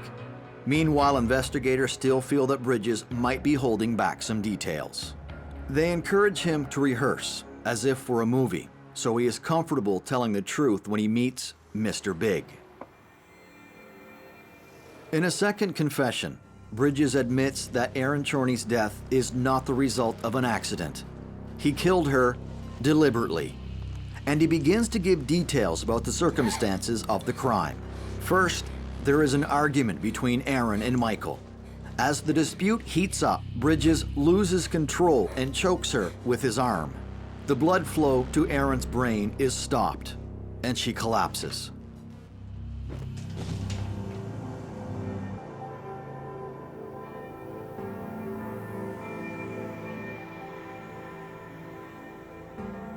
Strangulation could explain why forensic technicians could not find a trace of blood in Michael Bridges' house or car. Investigators still feel they are missing a few pieces of the puzzle. They hope that Bridges will divulge more details when he has his long-awaited meeting with Mr. Big. Bridges was so trusting of these people. He didn't even know what they were called, and he didn't ask. At no point in this entire investigation does he even say, "What's our name? Who are we?" Michael Bridges' third and final confession comes on February 12, 2004. It takes place in a hotel room in Winnipeg. The room is wired with covert cameras. Under the pretext of calming his nerves while he waits for the meeting with Mr. Big, the operative suggests that Bridges rehearse what he will tell the boss one last time. This final confession is the most detailed of all. Bridges reveals his state of mind the night of the murder. The initial assault had left her unconscious, but still alive. And so now he had to do something else. So now it went from a violent assault to a strangling. And he takes the time, and this would have taken a few minutes to get the hairdryer extension, to wrap it around her throat, and to seemingly choke the life out of her. But she still wouldn't die, at least in his eyes. She was still showing some signs of life, however faint. So then he makes the decision again, and he describes sort of a few moments of reflection in each stage where he's actually thinking, what do I got to do next? What do I have to do to kill her? So he fills the bathtub, and one can only imagine that would take a few minutes. The bathtub doesn't fill instantly.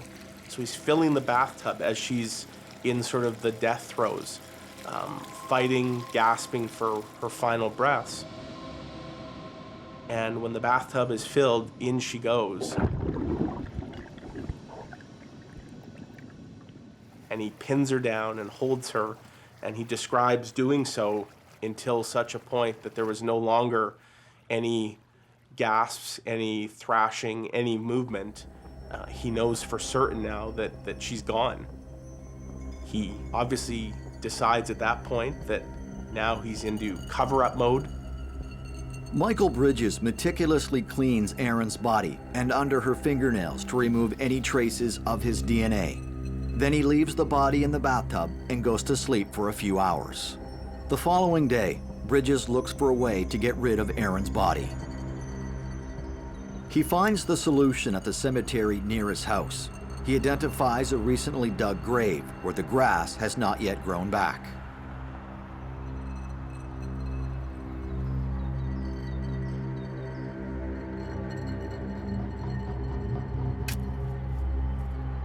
He digs a few feet into the grave. He places Aaron's wrapped body just a few feet above the existing coffin and then refills the hole.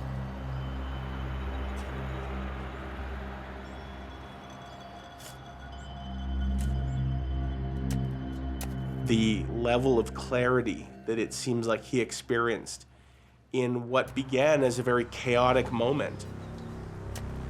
How somebody goes from that chaos to the sort of clear thinking to not only how to finish her off, but then how to ensure that it never comes back to him. Again, that's a level of deviance that I think really shocked people who followed this case.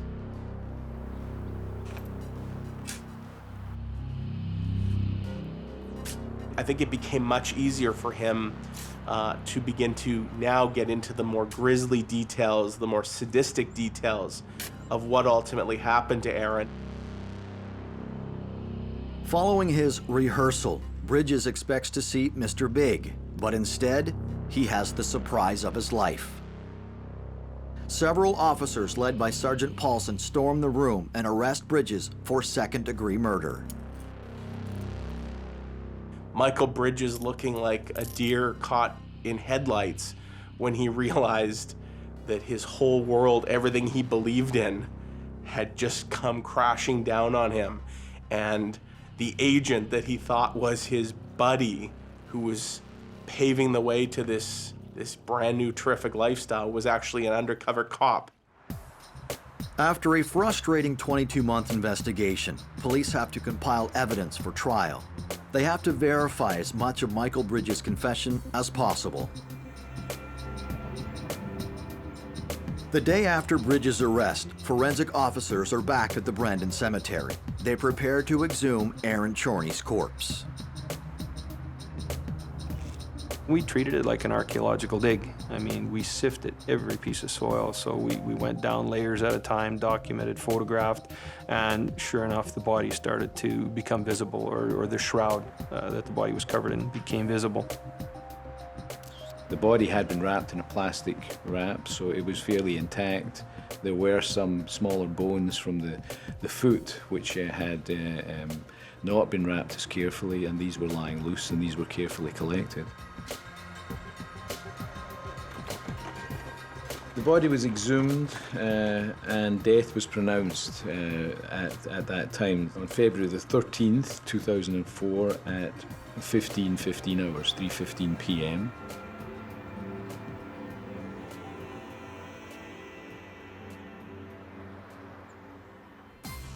The autopsy takes place at Winnipeg's Health Sciences Center. You start taking things apart, and again, the blanket came off without too much difficulty. And then the plastic bags, you're taking them off one at a time, and you're labeling them, marking them. Where did you find it? On what part of the body did you find it? Right, left? You know, those kind of things. You're documenting all of that. And then the doctor himself starts to get into the actual cause of death. The body is formally identified by comparing the corpse's teeth with Aaron Chorney's dental records. Dr. Littman proceeds with a methodical examination of the body to identify the cause of death. But decomposition was so advanced that many techniques could not be used. Bones that are broken will still be broken, and if a bullet fragment or a knife or some object is still present in the body, then that can be recovered. But in this case, there was evidence of pressure on the neck. There was the hyoid bone fracture and the bruising and the thyroid cartilage. So that was indicative to me that there had been some external compression of the neck. The lungs were in such a state that there certainly couldn't be any comment made as to whether or not the lungs were filled with water. Similarly, I couldn't say whether the stomach was filled with water. So at the time of the autopsy, the end of the autopsy, with the damage to the neck structures, I came to the conclusion that that was the cause of death. The prosecution's case now includes 3 confessions from Michael Bridges, fully documented by hours of video and audio recordings. They also have sufficient physical evidence to corroborate Bridges' confession. Long before the undercover operation, Bridges acquired the services of one of the most famous criminal defense lawyers in Winnipeg. Another indication for the police that perhaps Bridges' conscience was not clear. Will the defense find any flaws in the investigation conducted by Lockhart and Paulson? After nearly 2 years of investigation, Michael Bridges is charged with the murder of Aaron Chorney. Confessions obtained by the police during an undercover operation revealed every detail of the murder. It starts with a domestic dispute between a young couple that turns violent. Bridges gets angry and strangles Chorney. To ensure that she is dead, he then fills the bathtub and holds her head underwater for 20 minutes. The following night, he wraps the body, drives it to the municipal cemetery, and buries it in a recently filled grave. The trial begins on June 14, 2005. Two key issues feed the exchanges between the defense counsel and the prosecutor. First, is the evidence obtained by the undercover operation admissible in court? Second, did Michael Bridges premeditate his crime? I mean, at that point, the whodunit part of this case at trial was gone. Bridges wasn't going to be able to argue. He knew something only the killer would know, and that was the location of the body.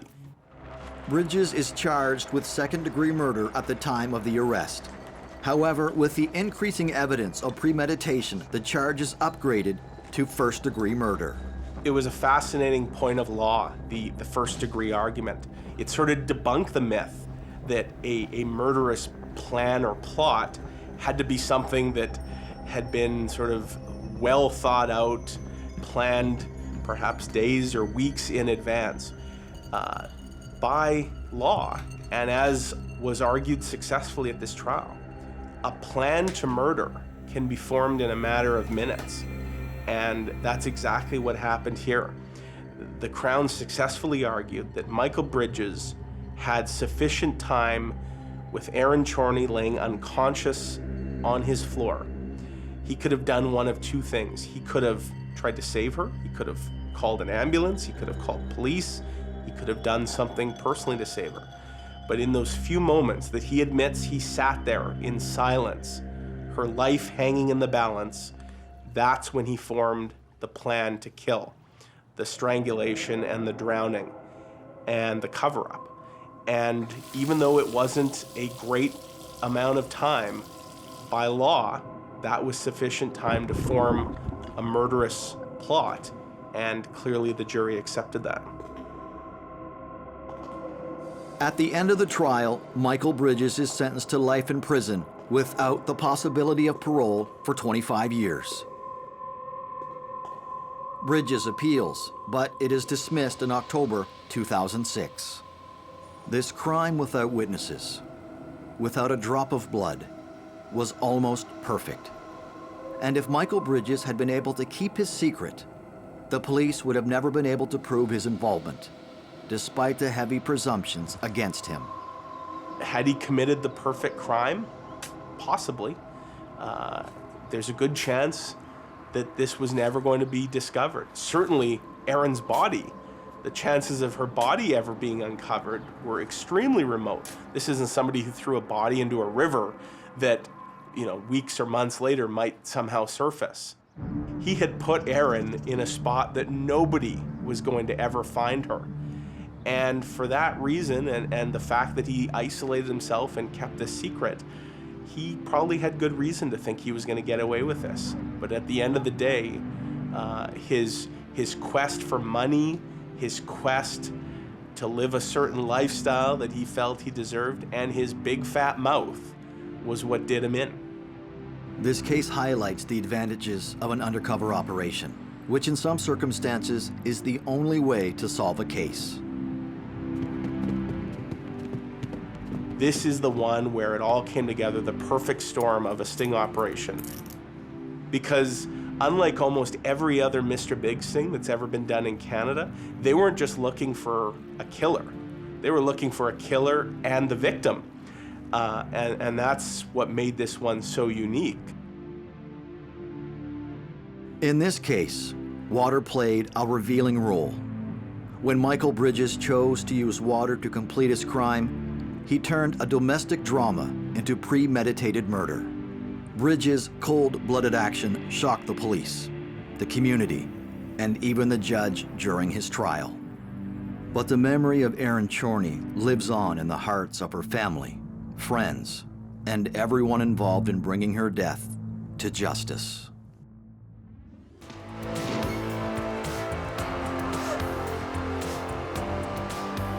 Source of life and cause of death.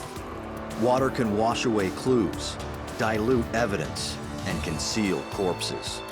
For investigators, water can be a cunning opponent. For criminals, a most accommodating ally. For the perfect crime, just add water.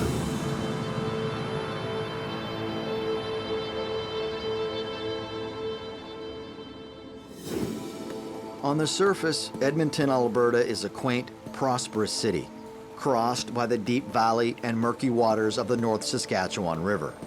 If you look a little deeper, you will see a most sinister crime. In a quiet residential neighborhood, you will find a husband, father, and so-called filmmaker who brings his horror movie to life. This case begins with the suspicious disappearance of John Altinger, a sociable 38-year-old who was well-liked by everyone. It wasn't a person who was involved in anything bad, it seemed. No, John Altinger was just your seemingly normal, everyday individual. He went to work, he came home, and now he was missing. Altinger's friends are worried that they haven't heard from him. They notify the police on October 17, 2008. In less than a week, the missing person investigation stalls. The file lands on the desk of Detective Bill Clark, a veteran of the Homicide Squad. They had received some emails that indicated Johnny had run away with a woman to Costa Rica, and they were wondering because every time they got an email, they would reply and they would never get a reply back from Johnny. And a whole pile of his friends got this email. The friends had gone to his apartment and found that his passport was still there and his suitcases were there. So passport, very unusual because you're obviously not going to get into these other countries anymore without a passport, you know, even back in 2008. But the other thing was his red Mazda was missing. Things weren't looking good. I mean, nothing obvious. And the one other big thing they had was they had received an email and it gave directions to a garage about how he was going to meet a woman named Jen. Could the woman that John Altinger was supposed to meet at the garage be the same woman he went to Costa Rica with? So they had followed the directions. They found the garage. The garage was in a South Side neighborhood, middle class, residential neighborhood, nothing unusual about the neighborhood. They went to the garage and the garage was locked up. The police find out that a man named Mark Twitchell is renting the garage. He agrees to meet them and give them access. And he tells them about why he rented the garage. And he describes himself as an up-and-coming filmmaker. He had a film crew and equipment, and they had used the garage and done some filming there in September. And he indicated several times to the officers what type of film he was filming, a film about a guy that he called it House of Cards. And the guy was lured to the garage and ultimately killed in the garage. It was an internet luring thing. Twitchell says the lock on the garage door has been changed and he does not have a key. With his permission, police cut the lock and enter the garage. You basically find nothing. It's just an empty garage. There was a table in there, a chair, there was, you know, some shelves with different type of supplies on, lots of cleaning supplies in there. And these were all things that Mark Twitchell, standing at the door, looked in and said, yeah, that's all my stuff. The police officer asked Mark Twitchell if he's seen or knows John Altinger and if he noticed a red car. Twitchell answers no, without hesitation. The officer then asked Twitchell about a receipt he found in the garage. It was from a hardware store for a lock purchased with a credit card dated a few days earlier. And we were able to prove where he bought that lock, and we got the receipt and everything, so. Twitchell is forced to admit that it's his card and apologizes for his poor memory. Caught in a lie, The police take advantage of Twitchell's cooperative attitude and ask him to make a statement at the police station. As a precaution, the police put the garage under surveillance and prohibit anyone from accessing it. Detective Bill Clark reviews the notes from Twitchell's interview. He is looking for anything that might link Twitchell with John Altinger's disappearance. I remember thinking to myself, going, oh, this Mark Twitchell guy interviewed really well. Like, he's really forward, and he answered all the questions. He had logical answers to those questions. There was no obvious signs of deception I noted in that interview. Meanwhile, United States Customs confirmed that Altinger did not enter U.S. airspace, which means he did not fly to Costa Rica. Investigators now suspect that John Altinger has met with foul play. Detective Clark and his colleague, Detective Mark Anstey, split up the work. Clark will do the field work and Anstey will do the paperwork. The next step is to search Altinger's apartment. We sent our IDENT team, or our crime scenes examination team, to Johnny's apartment. Obviously, first step, let's send the experts in, looking for signs of a struggle, signs of blood, any signs of foul play. So that's where we start with. Johnny's apartment, we don't need a search warrant, so we just simply go in, we start doing our examination. Understanding that his friends had broken in. They don't find anything unusual. The same thing the friends found. They find the suitcases, they find the passport, they, dirty dishes. The place isn't filthy, but it's unkept. They do find the printer missing, and his friend said he had a laptop, which was missing. Investigators request a search warrant for the garage that Twitchell rents, but the judge denies it. We could not prove that anything had happened to John. Other than he was missing, we couldn't say he was harmed, kidnapped, murdered. We didn't know. So we could not. You need a criminal offense to get a search warrant. Detective Bill Clark then decides to ask Twitchell to sign a consent form to search the garage. He calls Twitchell at his home in St. Albert, north of Edmonton. Twitchell agrees to sign.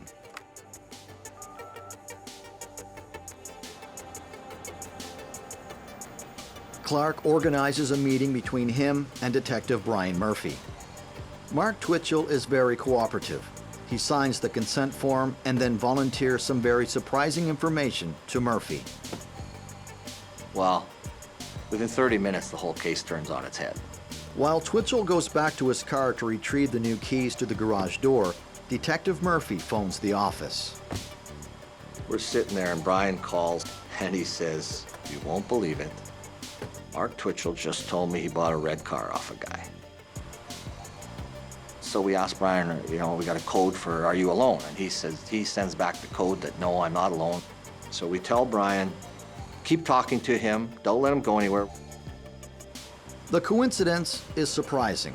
Altinger's missing car is red, and so is the car Twitchell just bought. Twitchell is now a suspect and must be handled with caution. Obviously now, we don't want to start questioning the car. We want him on tape, so everything we do is recorded and up front, read again, preparing it for court. So we tell him, come down to the front police station, and Detective Clark will meet you at the front, and we'll do an interview and then get you on your way. Just cover up the red car. Mark's Mr. Cooperative. Twitchell, he just, no problem, I'll do it. Bill Clark is about to meet a suspect in person for the first time. Will this interview give him insight into what happened to John Altinger? Is Mark Twitchell involved in some way? On Friday, October 10th, 2008, John Altinger sends a strange email to his friends saying he went to Costa Rica with the woman of his dreams. But his friends are suspicious and alert the police. The missing person trail leads to the so-called filmmaker Mark Twitchell. He admits to buying a red car from a stranger, which could be Altinger. Detective Bill Clark invites Twitchell to the police station for an interview. I meet him at the front, first time I met him. Shake his hand, seems like a nice guy. Nothing unusual about him. We just walk into what we call a soft interview room. And I know it's being recorded. I don't tell people it's being recorded. I'm sure he knew that. may have thought about that. I asked Mark Twitchell, can you write out a statement about what you forgot to tell us? Why don't you just start from when you rented the garage, tell me about your movies, tell me everything all the way till tonight. As far back as it takes, you take as long as you want. So I give him a whole pile of witness statement forms and a pen, and he starts writing. While detectives Bill Clark and Mark Anstey wait in the observation room, Twitchell writes, page after page. He writes for over 2 hours, which is unbelievable. I've never had that happen on anybody. So in 8 pages, I have about 6 pages of start in Mark Twitchell, as I describe it, telling me all about his movie business and how great he is and all this filming he's doing. He's supposed to tell me about this red car and how this all came about.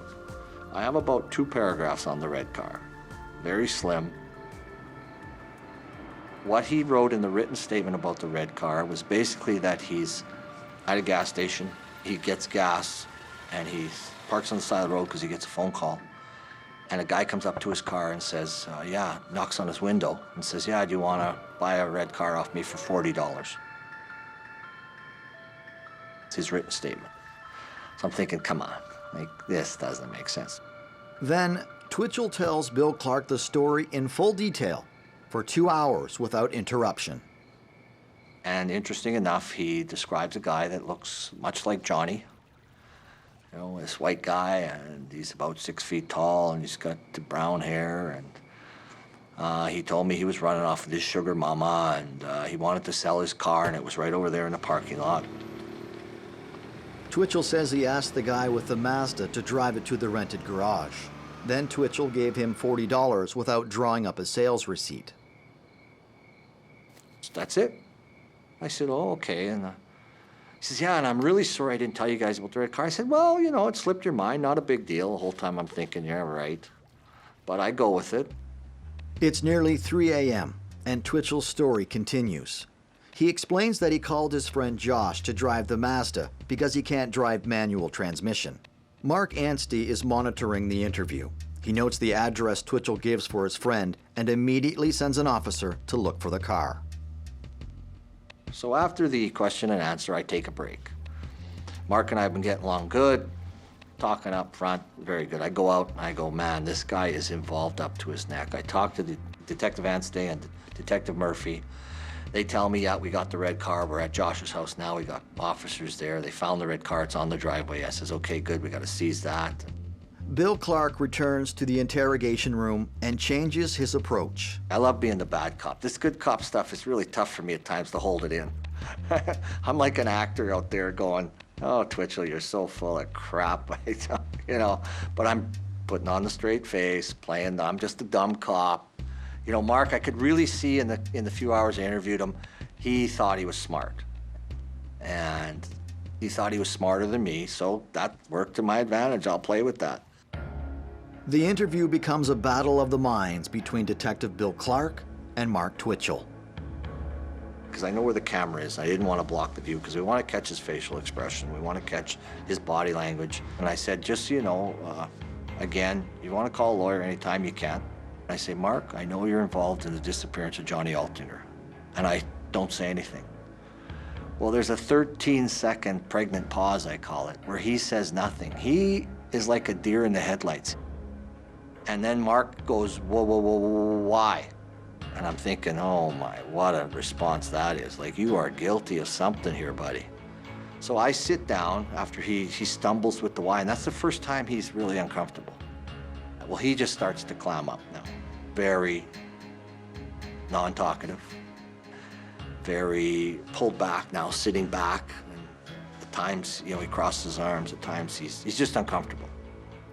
Never asked to leave, and I don't offer. I keep talking. Problem is, within 15 minutes, I'm done. I have nothing else to tell him that I know. I says, at one point, I says, you're not going to be able to live with yourself with what you've done. I'm alluding to the fact that he's killed John without saying it. And he makes a comment to me, and he says, you'd be surprised what I can live with. What did this short comment really mean? Has Twitchell said too much? but Clark chooses not to pursue it. By 6 a.m., they have reached a stalemate. Bill Clark still doesn't have reasonable cause to hold Twitchell, and then he asks to speak to his lawyer. Meanwhile, the investigators fear that Twitchell might try to destroy evidence. They request a warrant to put him under surveillance. When Twitchell's interview is finished, Detective Clark escorts him to his car, where he intends to play his next card. We get down to the front, and I says, "I'm taking your car." And he turns around, he goes, "What?" I says, "I'm taking your car, I'm seizing your car." She turned and was shocked that I was taking his car. And I said, "Yeah, you told me the keys and license plate were in there, so I'm gonna get a search warrant and seize those items." And he says, "Well, I just need to get a couple of things out of it." I said, "You're getting nothing out of that car. Nothing." So he hands me the keys, and I says to him then, I says, "I know you killed him. I'm coming for you, it's just a matter of time." And he just looked at me and turned and walked away. I watched him walk down the street. Mark, as we know, did not go back to his house in St. Albert. He ended up staying at his parents' house in Edmonton, in that North End neighborhood. And by the next day, we had surveillance on that residence, and we're watching Mark Twitchell.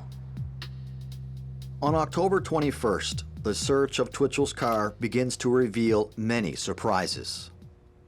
Well, the search warrant for Mark Twitchell's car was an absolute goldmine. And he had a map, a hand-drawn map on a yellow sticky that led from the garage to Johnny Altinger's apartment on Ellerslie Road. I mean, that's a huge piece of evidence. Why would you have that? He had stickers on there about, actually, that said, he's going to have sex with his girlfriend. You know, just crazy evidence. They found a laptop computer in that car. You can seize items, but that doesn't give you the right to examine the contents of those items. But now you need a second warrant to search them because you're really invading their privacy then. So we got a second warrant to search the contents of the computer. They found a knife in the car with visible blood on it to the human eye. Pull up the trunk, there's looks to be a red blood stain in the trunk. So this was huge. Now you gotta also realize in the meantime, we're also examining the red car belonging to Johnny Altinger. There is what appears to be red blood in the trunk of Johnny's car too. Investigators work to create a DNA profile from the evidence gathered from Altinger's apartment. And you know, it's not like CSI on TV. Basically, they take it to the lab, and about 30 minutes later, they got a DNA profile, and they know who the bad guy is. Well, in real life, that doesn't happen. That's not the way it works. DNA, average 60 days to get DNA results. You know, depending on the urgency of your case. If they prioritize it, it takes about, in the fastest time, 5 to 7 days doing everything in 2008. The lab ends up developing a profile of a single male on the blood found in the trunk of the car, but the problem is we do not have our missing man's DNA. The lab manages to extract Altinger's DNA. They begin the comparison of the two DNA profiles from the cars, which they estimate should take about 10 days. Will they discover that the blood found belongs to John Altinger? And if it is his blood, where is his body? The disappearance of John Altinger launches an unprecedented homicide investigation. Dozens of pieces of evidence are collected, including a knife with traces of blood. Everything points to one primary suspect, the so-called filmmaker Mark Twitchell. But without a body, the police can't arrest or charge Twitchell. Then, a dramatic turn of events occurs. About the fourth day into our investigation, I'm sitting at my desk, and Detective Anstey comes down and says, "You will not believe what we got off the computer." The computer had deleted files that were pulled off of the hard drive by our tech crimes unit, and they pulled up a 30-page diary, which basically detailed what we believed was the entire killing of Johnny Altinger. It was a detailed diary. It was called SK Confessions, the document. We felt the title meant Serial Killer Confessions. One of the first lines on the document was, in the first few paragraphs was, "I'm not sure when I decided to become a serial killer, but it was a feeling of pure euphoria." Now it was our job to prove that document was true. Twitchell calls himself a filmmaker, and the SK Confessions reads like a movie script. Investigators need to establish whether it is fact or fiction. So what Detective Anstey did was he basically went line by line through this 30-page document and pulled out all the facts as written by Mark Twitchell. And anytime he had a fact, we assigned that as a task to a detective. So there was some, I forget how many there were, it was over 300 points that we felt we could prove or disprove in this document. And detectives were assigned all these tasks to do. The SK Confessions provide the investigators with a possible hypothesis for the sequence of events. The narrator in the script describes how he went about attracting his prey. Bill Clark believes the narrator is Twitchell himself. Mark Twitchell sets up the Plenty of Fish website on that Friday morning of October the 10th at about 10 o'clock in the morning. He sets up the profile for this Jen character, the blonde girl on the site. Basically, the site is, you know, it's alluding to having sex, a weekend of sexual activities, you know, typical movie stuff. His goal was to lure a single man. His mentality was a single man will not be missed as much. And the one he keyed on was John Altinger, because he matched everything he wanted. A single male, was free for the whole weekend. So he made arrangements during that afternoon to meet with John, and he gives him the directions to the garage. So they arrange a time to meet. John's so excited to meet this girl, he drives over and gets there early. And he actually doesn't realize it, but he walks into the garage, the lights are on, the door's half open, and he runs into Mark Twitchell. And Mark describes it in his SK Confessions document. And Mark is an actor and a half. "I'm sorry, I'm supposed to meet a girl here. Oh yeah, you must need Jen. Yeah, she just went out for a while. She'll be back in a bit." Oh, and he plays it up that, "Oh, I'm supposed to meet her, but I'm a little early." And Mark says to him, "Well, yeah, you can come back." So Johnny leaves. A few minutes later, Johnny receives an email from Jen, who reschedules their rendezvous. So Mark describes in his SK Confessions document how now he's wondering, okay, do I carry through? He's now having almost second thoughts. Do I carry through with it or not? Do I go? And then he decides, yeah, I'm going to carry through with it. So John comes back that Friday night, and when he gets there, the door is halfway up, and it's dark now in the garage.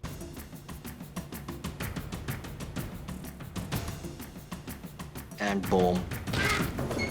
As described in the SK Confessions document, he gets multiple blows over the back of his head with these lead pipes. Mark Twitchell describes it as a tough time for John to go down.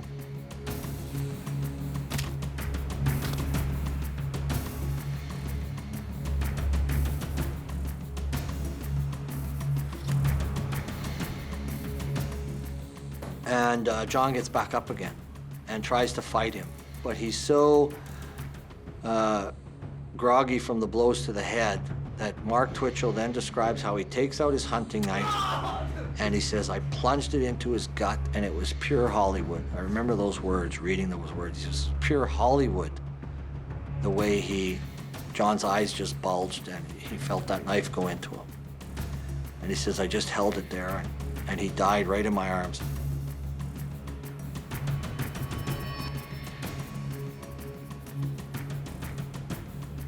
He then doesn't know what he's going to do. She goes home in the blood so close. He leaves John on the floor of the garage that night, locks the garage up.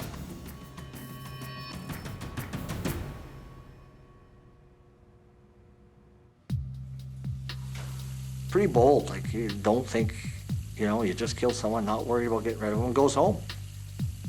In the SK Confessions, the narrator says he returned home around midnight and sneaks into the basement. His wife is asleep upstairs and does not notice. He throws his clothes in the washing machine and goes to bed. He then goes back the next day is Saturday, and he starts his cleanup. So he places John up on the table, and he starts cutting him up with the game processing kit. And he talks about humming a song, singing a song, eating potato chips, having a drink of pop while he's doing it, like he's actually enjoying himself. He thinks this is great. He talks in detail about how he's slicing in and how easily the flesh is splitting and how easy it is to cut along the joints, to sever the bones into smaller pieces.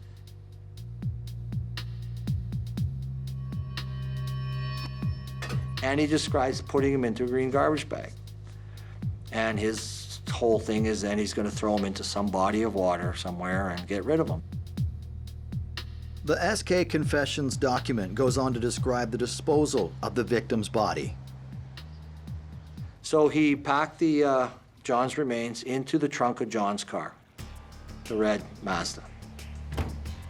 This is when he realizes, oh, the standard, I can't drive it.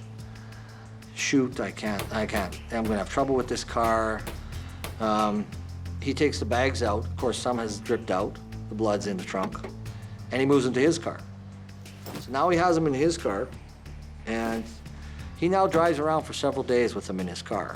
He's not sure where to dump them, and he checks out river sites and for various reasons decides not to dump them in the river, and then comes back and decides it'll be the barrel, the burn barrel.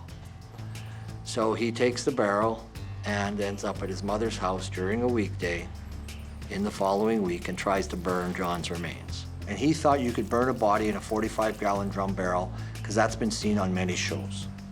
In reality, it takes a lot of heat and that to burn a body. So he's burning this body parts in this barrel. He heard a fire truck siren, and he thought they were coming to his fire. And the neighbor saw the smoke coming out of the barrel and called. So he quickly dumps the barrel out, puts the fire out, and drags the remnants of the plastic and the body parts and throw them in his parents' garage, expecting fire department to arrive. But the firefighters don't arrive. They were dispatched to another fire a few blocks away. And what was frustrating was the document, the 30-page diary or whatever it was, ended before it said where he dumped the body. And the script went all funny on the page, and it was where they were pulling it off the deleted file. And we kept going to him, you gotta find more. There's only a few more pages to this. And he's gonna describe where he dumped the body. The SK Confessions lead investigators to suspect that Twitchell used Altinger's internet accounts to send forged emails to his friends so they would believe he was still alive. But Twitchell's writing obviously wasn't good enough to convince them. Can forensics recover the last pages of the SK Confessions and reveal where the body was dumped? Will the DNA results confirm the blood in the car is John Altinger's? In Edmonton, police are accumulating an impressive number of exhibits in the John Altinger case. The suspect, Mark Twitchell, has written what seems to be a detailed diary of the murder. However, the body of the victim is nowhere to be found. Police wait impatiently for confirmation that the blood found at the scene of the crime is that of John Altinger. They also hope that forensic experts can successfully extract the missing pages of the SK confession from Twitchell's computer.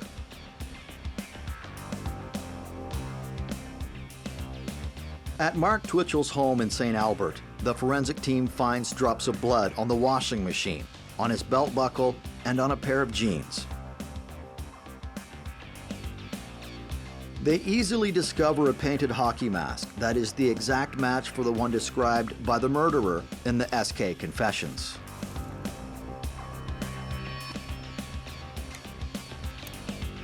The garage that Twitchell rented is a wealth of evidence. There is little doubt that this is the crime scene. Forensic technicians spray luminol to test for blood. The entire garage begins to glow under the black light. When you first walk in and look, you wouldn't notice it. It's really tough to see. You need to really get your light down and take a good look and know what you're looking for. This type of blood spatter is well known among specialists. Annie Sauvageau, a forensic pathologist, describes how it is produced. When someone is hit in the head with a blunt weapon, for example, with a metal bar or a baseball bat, the scalp will open under the impact of the weapon. It's what we call a laceration. After the first impact, there won't be bleeding yet, and won't be any blood spatter either. But after the first shot, the scalp that just opened is going to bleed, and the scalp and hair will be soaked with blood. And the second shot, and the following shots at the moment when the weapon hits the head, blood will splash from all the blood that's collected like a sponge by the hair and the wound. And he was able to determine from the blood spatter the height of the blows, how many blows, different blows there could have been, that type of thing. The evidence once again matches the SK confessions. Twitchell writes that the killer uses metal pipes because it was more effective than a stun gun. The pipes were also found in the garage. They had, the one pipe had John's blood on the end of it. It was a threaded pipe, and there was actually, you could see to the naked eye, brain matter inside the end of the pipe. It was an open-ended pipe. There was a green case which had a game processing kit in it, which is for processing big game. As a hunter, you shoot a moose in the bush, you go out and you chop it up. You open the kit, every single tool, I don't know how many are in there, 6 or 8, had blood on it. That's what he used to carve up Johnny. So off to the side, the 45-gallon drum barrel was next to the table, and it had the burn marks on the drum barrel from stuff being burned in it. There was a lot of cleaning supplies in there. There was rubber gloves, there was sheets of plastic, there was different, I don't know if it was bleach or what it was, but some, cleaning supplies like that. Paper towels, things of that nature. Finally, the experts in the computer forensics unit are able to rebuild the final pages of the SK confessions. Get about another 4 pages. And those 4 pages now describe that he's dumped the body in a sewer in a suburb of Edmonton. The exploration of the city's sewer system begins. It's an immense undertaking. The forensic examination of Twitchell's computer is now complete. But investigators were hoping to discover one last piece of evidence. We thought from the start that Mark Twitchell had filmed the murder.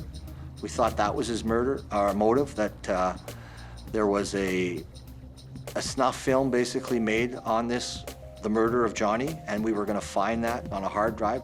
When we got the written document, though, there was no indication in the written document that he had filmed it. It was just his plan and his excitement about becoming a serial killer. Since his interview with Detective Clark, Mark Twitchell has been hiding in his parents' house. He communicates with the outside world primarily through the internet. And during that time, we started a undercover operation where we started contacting Mark Twitchell on the internet. Because one of the things we learned during that next week, as the investigation progressed, was that Mark Twitchell had bilked several of his friends out of thousands of dollars. He had convinced his friends and several associates that he had a $3.5 million trailer-type film he was going to make. We know of 3 people that invested $35,000, and Mark lived off that money. He had a website, I believe it was called Express, with an X, Express Entertainment. And we went on that website and pretended we were going to be investing with it. And one of the reasons we did that, we were worried based on the document that he had written that he wanted to be a serial killer and he could potentially go out and kill someone else while we're still gathering the evidence to charge him. Investigators finally get DNA results that link the blood found in Mark Twitchell's car and rented garage to John Altinger. Everyone's pumped. It's done, the rest day, it's time to haul his butt in. So we go on the internet and we have our undercover operator arrange to meet him at a coffee shop in the neighborhood of his parents' house. So Mark walks out of his house and he gets taken down, and the tactical guys are in a big van, and they just hop out. They got their balaclavas on, their submachine guns, and they're all over him. He's so scared he urinates in his pants. He pisses himself. He's so scared. Police hold Twitchell in custody before they transfer him to the remand center. Investigators use this time to convince Twitchell to confess where he dumped the victim's body parts. For 8 hours, Bill Clark presents Twitchell with an overwhelming list of all the evidence gathered against him. But Twitchell says nothing. The prosecutor finally brings Twitchell before a judge. He is accused of the first-degree murder of John Altinger and is put in custody. As they prepare the case for trial, the detectives decide to search for another potential victim mentioned in the SK confessions. They send police door to door and make an appeal through the media showing the goalie mask. That afternoon, I got a phone call from a guy who says, I think this is one of my employees. He told me about it. I says, okay, who is it? He says, his name's Gilles Tetreault. I says, you need to have Gilles contact me. I need to talk to him. And Gilles did, and he came in the next day. It was, without a doubt, the most riveting witness interview I've ever done in my career as a police officer. 7 days before murdering John Altinger, Twitchell made a failed attempt on another victim. Gilles Tetreault was also lured through the online dating site Plenty of Fish. Gilles gets to the garage, and he crawls underneath the door, and it's dark. And he says, I remember thinking to myself, ooh, this is a little odd. But he's so pumped up about meeting this supposed great-looking blonde girl that he's going to walk through the garage. And then he sees this guy standing in front of him with this hockey mask. And, you know, he's scared. He's scared beyond belief. Twitchell attacks Tetreault with a stun gun and forces him to the ground. Tetreault fights back as Twitchell tries to immobilize him. Tetreault sees his life flash before his eyes and fights back with every ounce of strength. He manages to break free and escape. When the attack occurred, Gilles Tetreault was not willing to inform the police. Mark Twitchell is now in custody where he stays quiet. With the overwhelming evidence against him, the court decides to bypass the preliminary hearing and go directly to trial. It is scheduled for March 2011. The SK confessions say that John Altinger's remains were dumped into a sewer. But where in Edmonton's 5,500 kilometers of sewers could they be exactly? Mark Twitchell lures John Altinger to a garage in South Edmonton and murders him.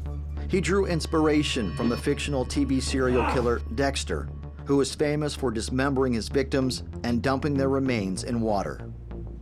A document found by the police describes the murder in detail.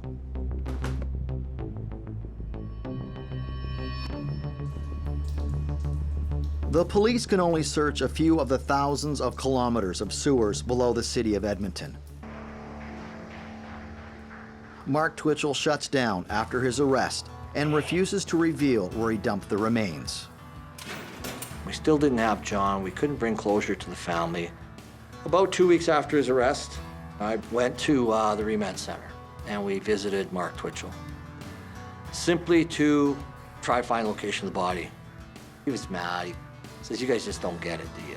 You know, stuff like that, comments like that.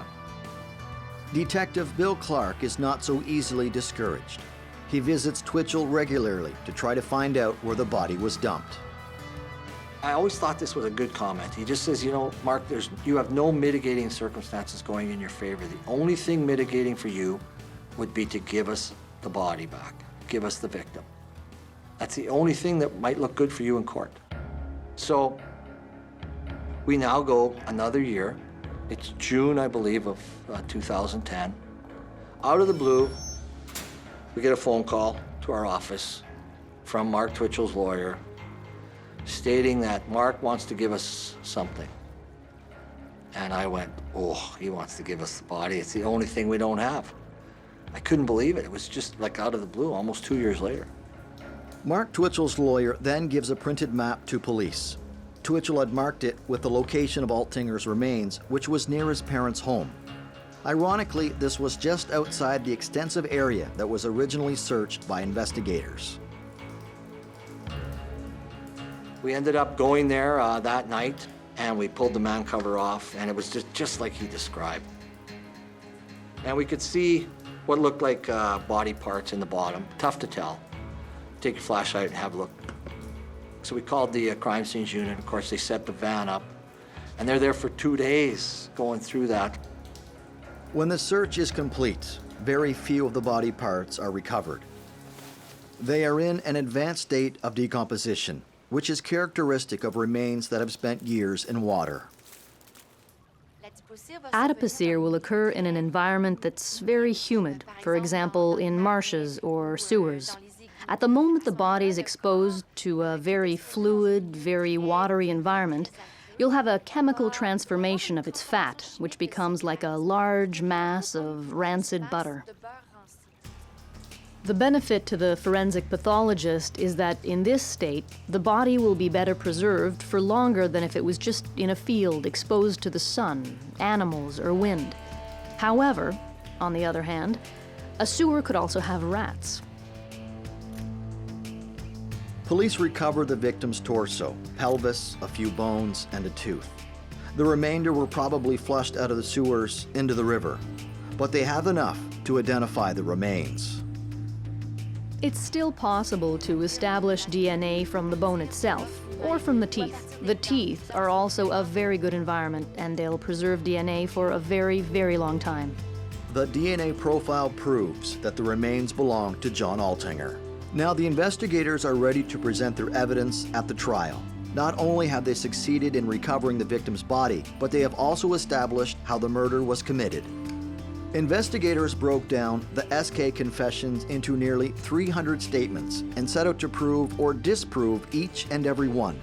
Bill Clark and his team were very successful. I mean, this took months to do. But by the end of the investigation, it was something like 86% we were able to prove were true. The trial opens to a media frenzy.